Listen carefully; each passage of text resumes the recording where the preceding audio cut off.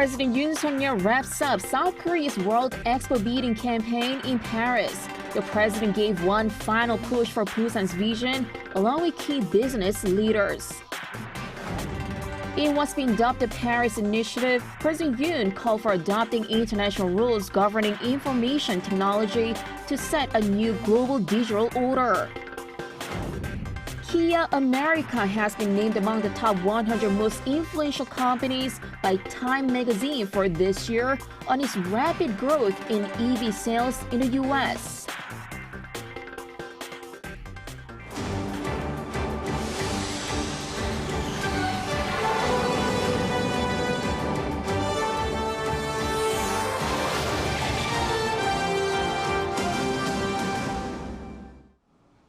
Good afternoon. We start in Paris, where President Yoon wrapped up his campaigning for South Korea's bid to host the 2030 World Expo. The president gave one final push to promote the candidate city Busan, with business leaders joining the campaign on the front line. Our top office correspondent Kim Do-yeon has more. President Yoon wrapped up his visit to Paris by attending the official reception for South Korea's bid to host the 2030 World Expo in Busan. A reception is held by each of the candidates competing for the expo before 179 BIE member states voted in November. The two other cities, Riyadh and Rome, hosted theirs on Monday and Tuesday respectively. President Yoon, attending with First Lady Kim Gun-hee, reiterated that the Busan Expo will be the one to unite the world to create a solution platform for global crises, which has been labeled the Busan Initiative.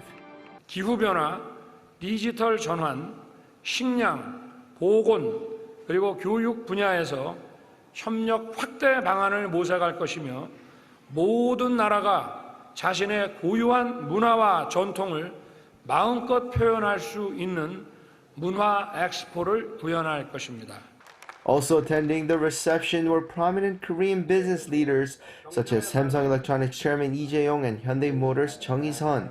Acknowledging their presence, President Yoon underscored South Korea's advanced technology and said the Busan Expo will have the most advanced technology and the world could come together to share ideas and innovation.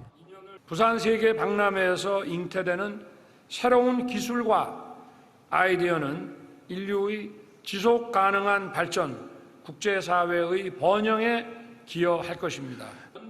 According to the top office, as President Yoon was meeting with attendees, he heard good responses regarding the presentation at the General Assembly.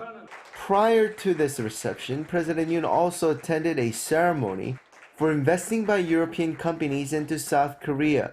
There, 6 high-tech European companies pledged $940 million of investment into South Korea. The companies include Imerys, a French battery solution manufacturer, Umicore, a Belgian cathodes company, and Continental, a German auto parts company. They're expected to build production facilities, R&D centers, and wind power plants in South Korea. President Yoon vowed to support them during the process. 글로벌 스탠다드에 맞지 않는 규제는 과감하게 철폐하고 첨단 산업과 공급망 안정에 기여하는 기업에게는 확실한 인센티브를 제공하겠습니다. 투자 과정에서 필요한 지원이나 어려움이 있으면 언제든지 저와 한국 정부에 말씀해 주시기 바랍니다. According to the top office, with this latest investment commitment, South Korea has now gained $16.5 billion in overseas investment in the first half of this year, the most ever for the same period. Kim Do-yeon, Arirang News. On his final day in Paris, President Yoon called for international action to lay out universal rules to ensure the beneficial development of digital technology in what is being dubbed the Paris Initiative. Our presidential office correspondent Oh Soo-young has the details. President Yoon has proposed a new global body and a universal set of norms for digital development to ensure that the freedom and welfare of people around the world are not harmed by technology. The South Korean leader announced his Paris initiative on Wednesday, speaking at the Sorbonne University in the French capital. 발명, 기술 개발, 예술 창작 등 사람과 AI의 콜라보를 통한 놀라운 성과를 만들어내는 한편 그 독창성의 원천과 법적 권리 관계에 관해 엄청난 혼란을 빚어내고 있습니다.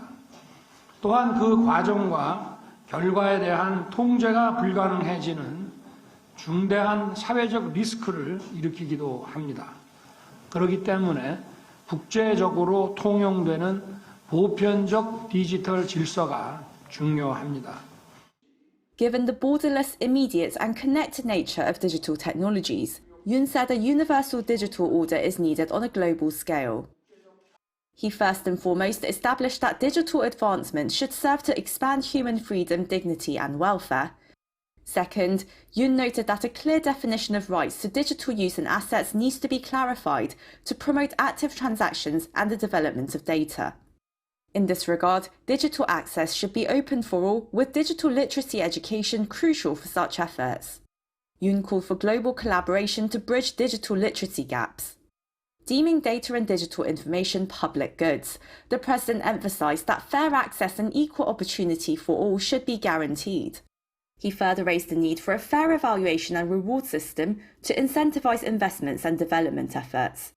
In order to prevent social harm, Yoon also said information on social risks must be shared and publicised promptly with a regulatory system in place. Any violation would be deemed illegal and sanctioned. Most importantly, the South Korean leader said the international community must join hands in such regulatory efforts. He proposed creating a global body to standardise and initiate such basic norms within the context of the digital economy and society.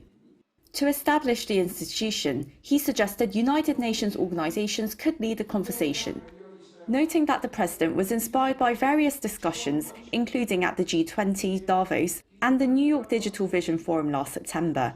His economic secretary said a multilateral set of norms will continue to be developed through intellectual discourse. It is especially meaningful that the initiative was proposed in Paris, the birthplace of the Enlightenment and the Civil Revolution. The Secretary said the President's initiative is not just limited to artificial intelligence, but can cover the entire digital spectrum and be applied universally in all countries in any stage of their digital transformation. 오수영, Arirang News, Paris. The South Korean president is now headed to Vietnam for his state visit, which begins Thursday morning. For his trip to South Korea's third biggest trading partner, Yoon will be accompanied by 205-member business delegation, the largest ever for an overseas presidential visit. The official welcoming ceremony, summit, and state dinner will be held on Friday, hosted by Vietnamese President Vo Van Thong. The leaders are expected to discuss expanding bilateral ties, which were upgraded to a comprehensive strategic partnership last December. Yoon will also meet with high-profile politicians, as well as business leaders and overseas Koreans. Over in the U.S., after the Federal Reserve took a pause in its campaign to raise interest rates to curb inflation, the Fed chair has once again hinted that more hikes are on the way, saying there's still a long way to go. Kim Hyun-sung reports. More Fed rate hikes are to be expected in the future. That's what Federal Reserve Chair Jerome Powell hinted at his testimony before the House Financial Services Committee on Wednesday. Inflation pressures continue to run high, and the process of getting inflation back down to 2% has a long way to go. His words came just a week after the Fed's brief pause on one of the most hawkish rate hiking campaigns in history, 10 straight rate hikes nonstop from March 2022. Right now, the Fed rate stands at 5 to 5.25%. However, on Wednesday, Powell made clear that this was not a pivot, but just a cool down in speed. It may make sense to move rates higher, but to do so at a more moderate pace. He said that while there were signs of slight improvement in the labor market, there was still an imbalance of labor demand exceeding the supply of workers. Also, inflation still hovers high above the target 2%, with total personal consumption expenditures rising 4.4% for the year ending in April. Powell said that it could take some time for the full effects of the Fed's monetary tightening policies to trickle down through the economy. The latest projections from the majority of Fed officials suggest there to be at least 2 more rate hikes this year, which would push rates to a 22-year high. Kim Hyun-sung, Arirang News.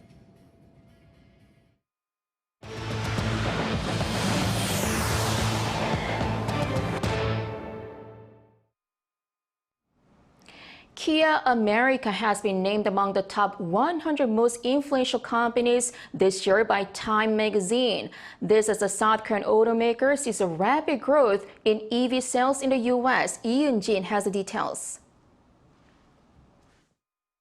Every year since 2021, Time magazine releases its annual list of 100 most influential companies split in 5 categories: leaders, disruptors, innovators, titans, and pioneers.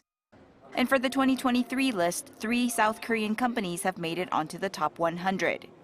Samsung and SK Group were listed under the Titans category as smartphone trendsetters and battery makers.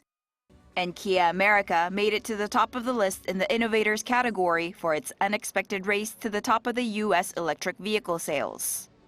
Kia vehicles have a new reputation. Kia America President and CEO Yoon said during an interview with Time magazine that people are surprised when they get into a Kia vehicle because it's not the Kia they remember.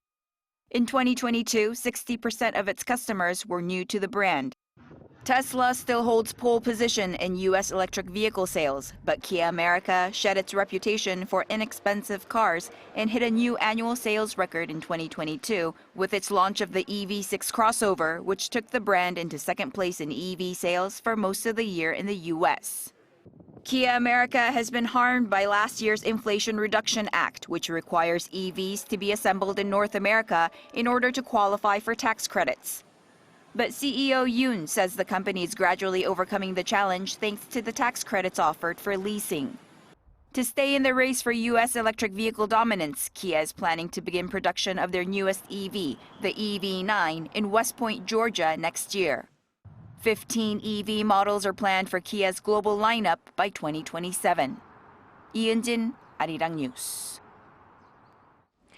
2 people have been confirmed dead, while dozens are believed to be missing from a migrant boat bound for Spain's Canary Islands, which sank off the coast of Morocco on Wednesday.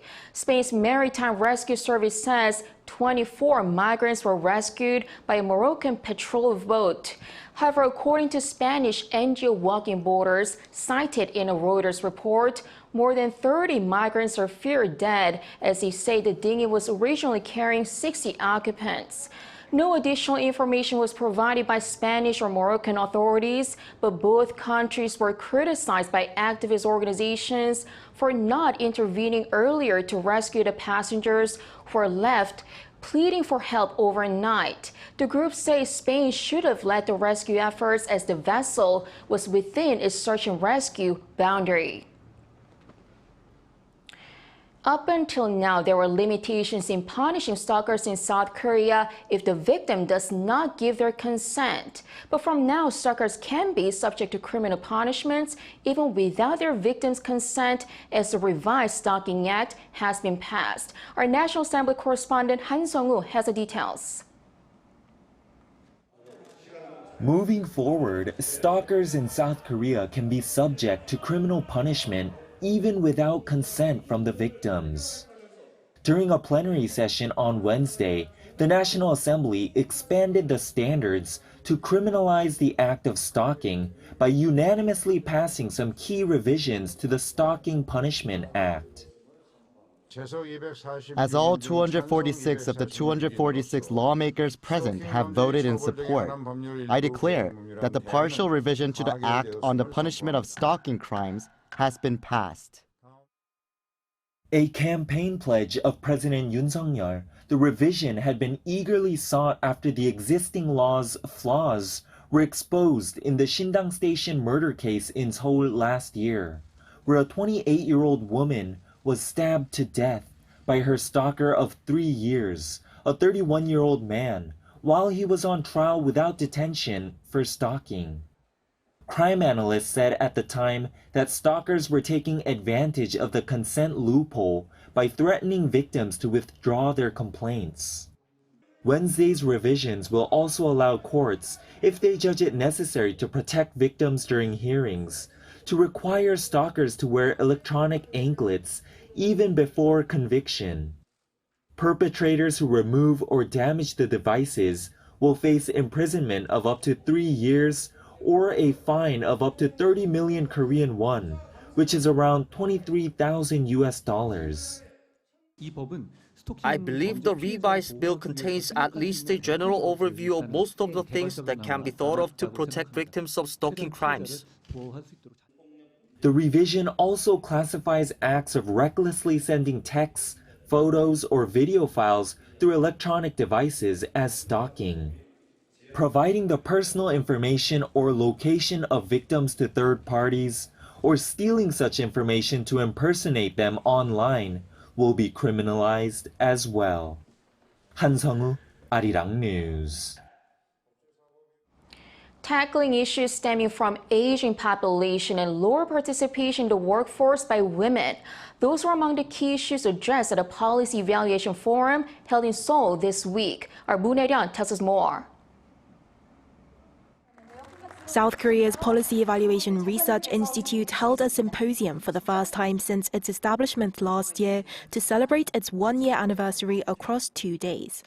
15 professors and government agency officials from the United States, Singapore, Japan, Hong Kong, and South Korea came together to present their research and findings about policy evaluation. Following the first day, which hosted sessions on policy evaluations for welfare and tax policy, Day 2 on Wednesday was focused on how economic policy should consider the aging population and low participation of women in South Korea's workforce. According to the Korean Statistical Information Service on Monday, there was a 31% increase in the population of those aged over 60 from 2018, and in May this year, there were more people in their 60s in employment than those in their 20s. And according to Professor Ronald Lee from the University of California, Berkeley, this is exactly what the government should be encouraging, incentivizing older adults to work longer and retire later to reduce the need to depend on the younger population for future support. But sometimes policies created with the best of intentions lead to unexpected outcomes. In 2012, paid family leave, enabling parents to up to 3 years off work, was extended to part-time workers. But research showed that this actually had an adverse effect. Employment fell 34% within the year of first birth and fell 14% 5 years later. So there seemed to be disemployment effects from this 2012 expansion. Professor Kim Kyung-hwan, the former Vice Minister of the Ministry of Land, Infrastructure and Transport, spoke of the importance of policy evaluation as a result. So there are many policies that were designed to help people, but end up making things more difficult for the people. So policy should be evaluated on the basis of outputs, results, not by intention. He also discussed how vulnerable groups, including older adults in South Korea's aging population, need to be a factor in the government's housing policies going forward. Government needs to focus its policy intervention on improving the housing conditions of the disadvantaged, low-income, young people, the poverty population among the elderly, and so on. With the Policy Evaluation Research Institute developing its policy evaluation platform for members of the public, experts hope that policies designed to help people actually do help people in the future. Moon Ae-ryun, Arirang News.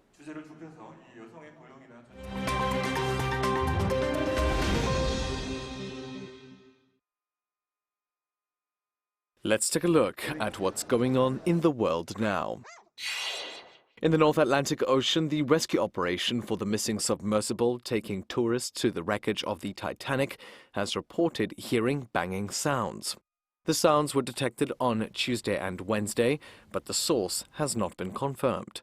It's a race against time to find the submersible, as it's believed that the 5 people on board have less than 12 hours of oxygen remaining. The search operation is now covering a surface area twice the size of the U.S. state of Connecticut. But operations are challenging due to the remote search area. The Titanic lies 600 kilometers off the coast of Newfoundland and almost 4 kilometers below the ocean's surface. OceanGate, the firm behind the Titanic trip, was previously warned by a former employee that its experimental vessel could face catastrophic problems.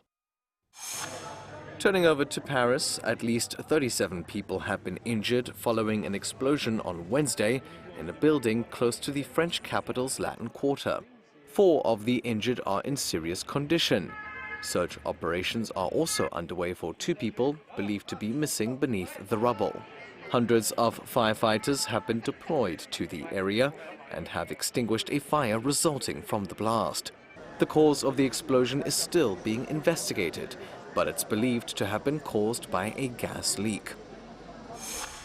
To Honduras now, at least 46 women have been killed during a riot at a women's prison about 25 kilometers from the country's capital.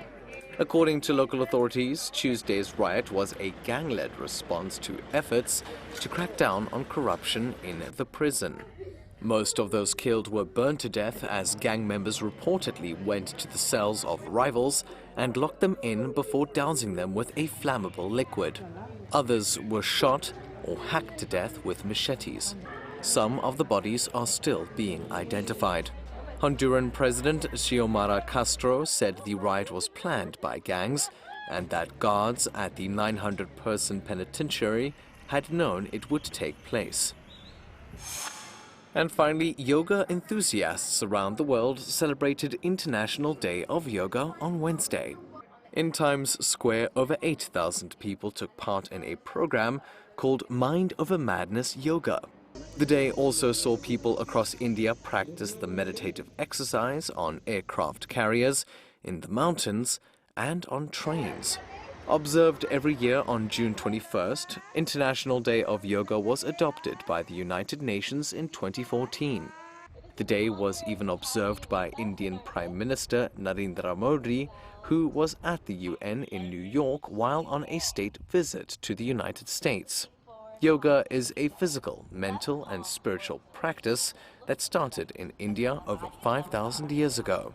Matthew Ashley, Arirang News.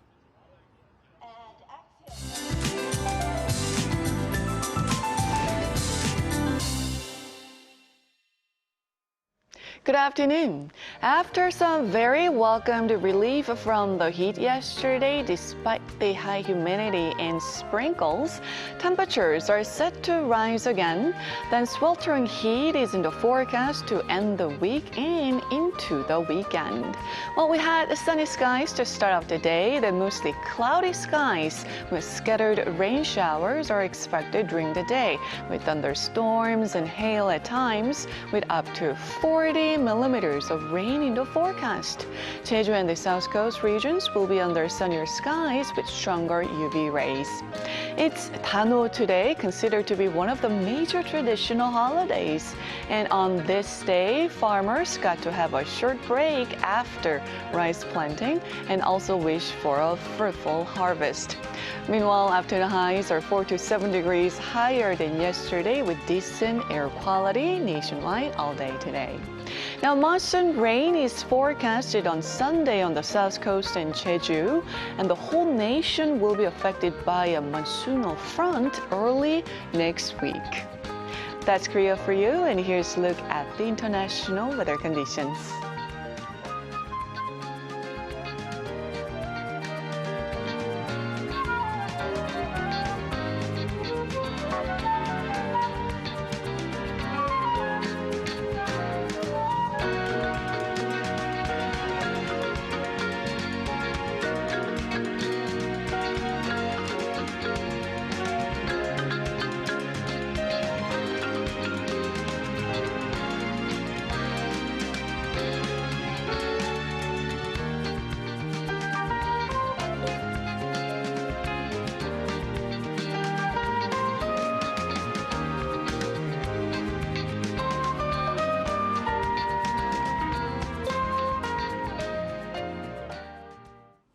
Thank you so much for watching. Have a great rest of the day.